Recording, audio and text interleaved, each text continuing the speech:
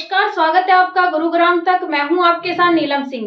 आइए बढ़ते हैं आज की कुछ खास खबर की ओर। 10 अक्टूबर 2024 विश्व मानसिक स्वास्थ्य दिवस के अवसर पर गुरुग्राम स्थित अग्रणी मानसिक स्वास्थ्य और वेलनेस केंद्र तुलसी हेल्थ केयर ने आज अपने परिसर में एक खेल दिवस का आयोजन किया, जिसमें मानसिक और शारीरिक स्वास्थ्य को बढ़ावा देने के लिए विभिन्न प्रकार की गतिविधियां आयोजन की।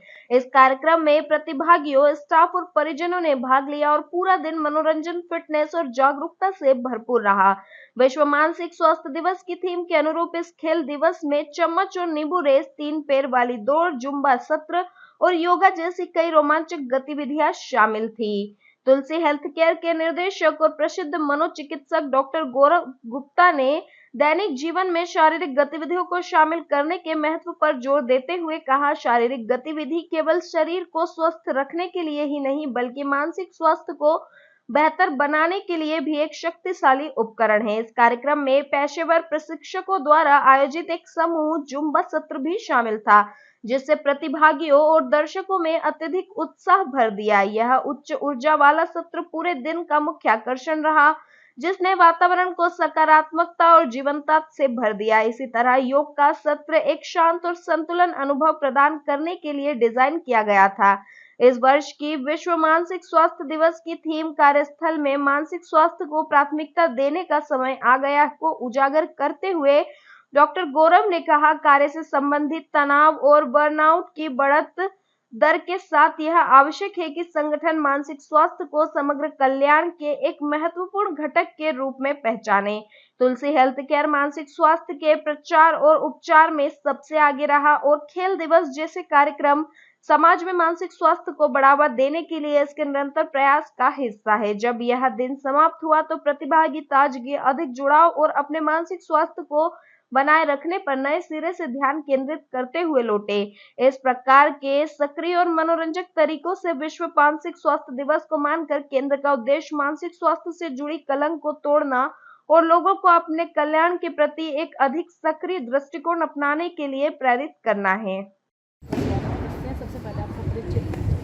मैं डॉक्टर गौरव गुप्ता हूँ, मनोचिकित्सक हूँ और गुड़गांव में एक तुलसी हेल्थ केयर करके सेक्टर 64 में एक हॉस्पिटल रन करता हूँ।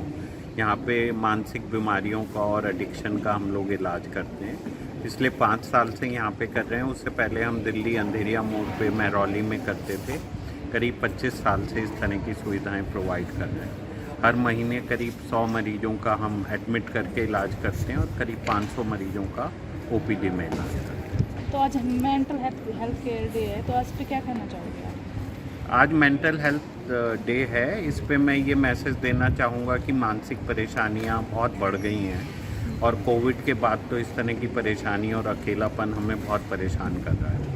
साथ में आजकल के जो यूथ हैं उनमें आक्रामक हो गए हैं, बहुत वायलेंट हो जाते हैं, एग्रेसिव हो जाते हैं और वो बहुत सारी प्रॉब्लम से सफ़र कर रहे हैं और उनको एक अच्छा मानसिक हेल्थ प्रोवाइड करना बहुत ज़रूरी है। सर, हमारे जीवन शैली, हमारे दोस्त और हमारा जो ये नशे की प्रति हमारी प्रवृत्ति हैं, ये सब मेन कारण हो गए हैं।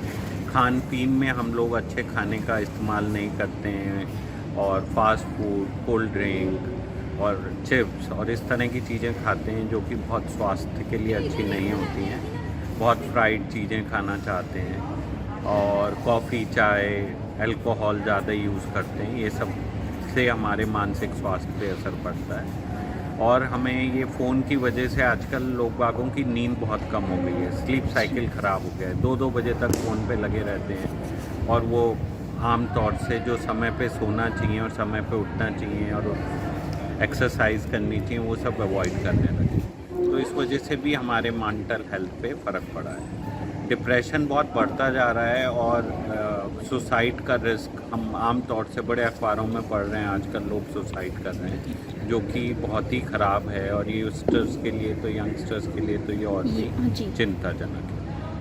काफ़ी ज़्यादा ये यंग पीढ़ी जो है वो ज़्यादातर डिप्रेशन में बहुत ज़्यादा रहने लगी है आजकल और बच्चे हैं वो फ़ोन के ज़रिए जैसे भी हैं बस खेल कूद से छोड़ के फ़ोन में ज़्यादा लग रहे हैं आजकल।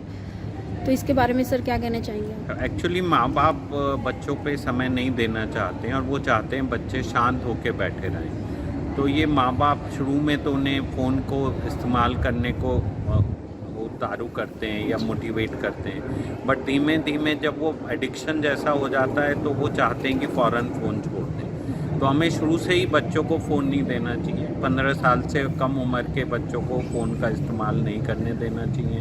ये फ़ोन पे गेम्स जो खेलते हैं वो नहीं खेलने देने चाहिए, बल्कि outdoor games, football, cricket, volleyball, इस तरह के गेम्स खिलाने चाहिए जिससे बच्चे फिज़िकली स्ट्रांग हों, मुकाबले वीडियो गेम के थ्रू रहें। उसके अलावा जो ईटिंग हैबिट्स हैं उसमें भी बदलाव लाने की ज़रूरत है।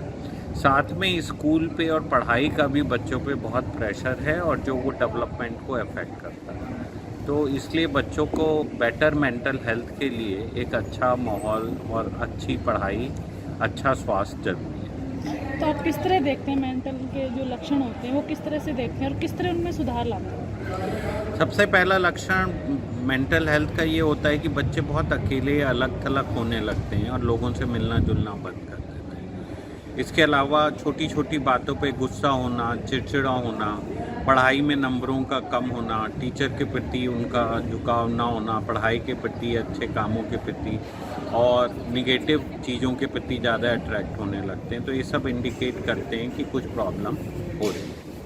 तो आप ये इस हॉस्पिटल में कितने मेंटल है जो कि अब तक उनको सुधार चुके हैं, सही कर चुके हैं? इस हॉस्पिटल में हर महीने करीब 100 मरीज का हम लोग इलाज करते हैं। सो आप 5 साल से यहाँ पे रन कर रहे हैं तो करीब 4-5 हज़ार मरीजों का इलाज कर चुके हैं और उसमें से 30% लोग तो पूरी तरह से ठीक हो जाते हैं। बाकी 60% लोग जो हैं उनको कई बार दोबारा इलाज की ज़रूरत पड़ती है। और आज आपने खेल का भी यहाँ पे बताया कि आज आप लोगों ने खेल का भी करा, तो इस पे क्या कहना चाहिए? खेल का आयोजन इसलिए किया है कि एंटरटेनमेंट और खेल से physical health as well as mental health दोनों ही बेटर होती है। इनके लिए थोड़ा बदलाव भी हो जाता है बिकॉज़ हमारे मरीज आम तौर से बहुत मेडिसिन की वजह से भी और अदरवाइज ऑल्सो इग्नोर होते हैं। तो ये एक दूसरे के साथ इंटरेक्ट कर सकें और एक दूसरे को एंजॉय कर सकें और इसके लिए हमने खेल का आयोजन। तो जो यहाँ पे मरीज हैं उनको भी खेल खिलाते हो आप? जी, उनको खिलाते हैं। ये 2 फ्लोर हैं ये सामने की बिल्डिंग में। ये पहले फ्लोर पे सारे इंडोर गेम्स हैं और सेकंड फ्लोर पे आउटडोर गेम्स जैसे बैडमिंटन, क्रिकेट, पूरा स्टेडियम टाइप का हमने इंडोर बनाया हुआ है बिकॉज़ बाहर जाने से वो लोग गलत कई बार अपना आप को नुकसान पहुंचा देते हैं, भागने की कोशिश करते हैं। तो इसलिए बाहर ले जाते हुए उन्हें घबराहट होती है हमें, इसलिए हम उन्हें अंदर ही खिलाते हैं। तो रोज़ खेलते तो हैं उससे 3 कितना घंटे। फर्क पड़ता है खेलने से उनकी निगेटिव एनर्जी कम हो जाती है, स्लीप बेटर हो जाती है और जैसे जो नशे वाले मरीज हैं वो अच्छे से सो पाते हैं, नशे की लत से छुट्टी मिलती है। तो क्या यहाँ पे नशा भी छुड़वाया जाता है? जी, नशे का इलाज और मानसिक बीमारियों का इलाज का। तो सर यहाँ कितनी से कितनी एज तक के हैं मरीज? आमतौर से हम 18 साल की उम्र से बड़े मरीजों को रखते हैं बिकॉज उससे कम मरीजों को अगर हमें रखना है तो माँ बाप को साथ में रहना पड़ता है। लेकिन अगर कभी कभी इमरजेंसी में छोटी उम्र के मरीजों को, तो अगर मैं कहूँ तो मैंने 13 साल से 11 साल के बच्चों का भी इलाज किया, बट आमतौर से एडल्ट रहते हैं। Okay, thank you. आज के लिए बस इतना ही। बने रहिए हमारे साथ, देखते रहिए गुरुग्राम तक। नमस्कार।